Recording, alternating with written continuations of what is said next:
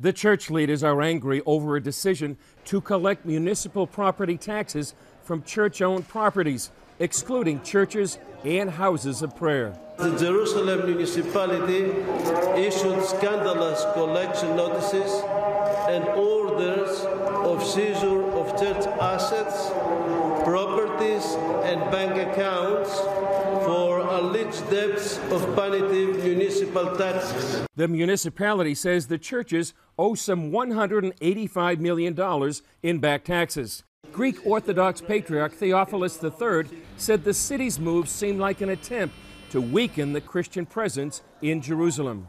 The systematic campaign of abuse against churches and Christians reaches now its peak as a discriminatory and racist bill that targets solely the properties of the Christian community in the Holy Land. This reminds us all of laws of a similar nature which were enacted against the Jews during the dark periods in Europe. Jerusalem Mayor Nir Barkat disagreed.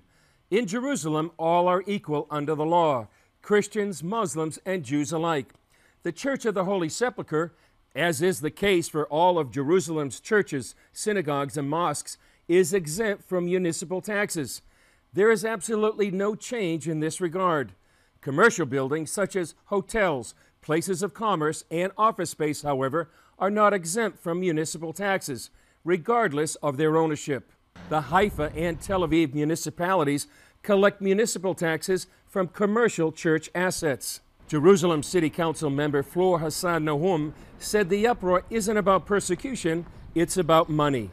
We see this as a very cynical move from the church, where we're talking about something affecting their pockets and nothing else, and them wanting to turn this into a religious conflict using terms like persecution.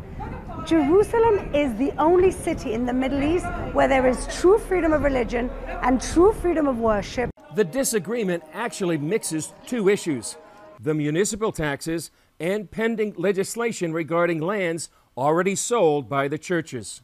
My legislation discusses land that was sold to private owners, and it was sold actually not very high sum from the churches, by the churches, and these private owners now are going to people that live in apartments and saying, if you don't pay us 500,000 shekels, you lose your apartment. In Israel, almost all of the land belongs to the state, which leases it to builders, so even homeowners don't own the land.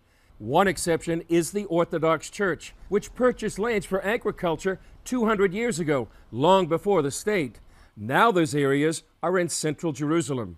Knesset member Raquel Azaria is sponsoring the new legislation.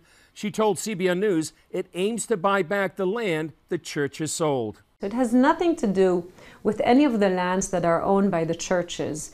And unfortunately, they got very nervous about it and very worked up. And now we're working with them to lower the flames and to make it clear what the real story is. Chris Mitchell, CBN News.